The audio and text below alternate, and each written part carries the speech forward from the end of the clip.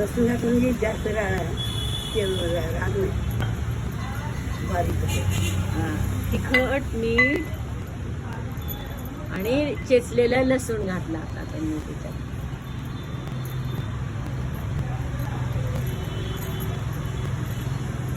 सोलापुरी शेंगदाणे चटणी स्पेशल.